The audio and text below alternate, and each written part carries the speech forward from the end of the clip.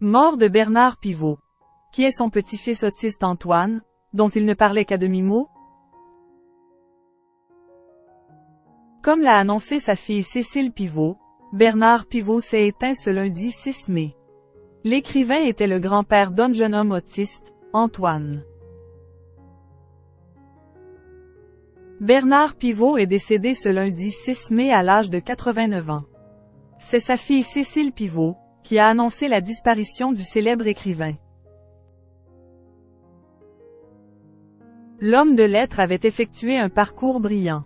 Pendant 5 ans, il a présidé l'Académie Goncourt pendant 5 ans. Bernard Pivot avait aussi animé l'émission Apostrophe, pendant 15 ans. Le rendez-vous incontournable des amoureux de la littérature était diffusé sur Antenne 2, de 1975 à 1990. L'écrivain était le papa de 2 filles, nées de sa relation avec sa femme Monique. Dans le journal du dimanche, il avait reconnu être un père absent. Après le dîner, je n'étais pas de ces pères qui font la lecture à leurs enfants. J'avais hâte de rejoindre mon bureau pour achever la lecture du livre dont j'avais commencé la lecture l'après-midi. Que de musées non visités avec mes filles. Point. Que de week-ends non partagés.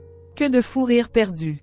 J'en étais conscient, mais la réussite de mes émissions passait par cet investissement quotidien, permanent, dans la lecture, avait-il déclaré. Sa relation avec son petit-fils Antoine. Bernard Pivot était aussi le grand-père d'un jeune homme autiste, Antoine, le fils de sa fille Cécile Pivot. Cette dernière avait d'ailleurs publié un livre, comme d'habitude, dans lequel s'était confiée avec émotion sur son parcours en tant que mère d'un enfant pas comme les autres, aujourd'hui âgé de 25 ans. Dans les colonnes du Parisien, elle avait expliqué la relation particulière entre Bernard Pivot et son petit-fils. Si nul ne met en cause l'affection que son grand-père lui porte, plusieurs de ses proches estiment qu'il n'a jamais su surmonter sa gêne initiale face à ce garçon différent, révélait le quotidien. Le récit poignant de Cécile Pivot.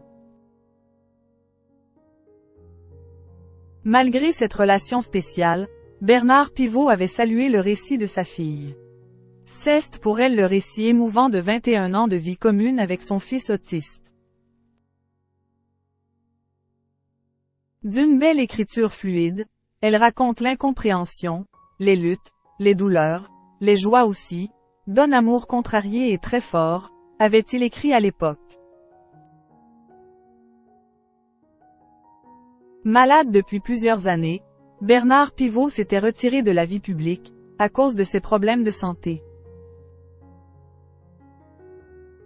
Je suis resté silencieux parce que le mal m'a frappé à la tête, siège du cerveau et de la parole.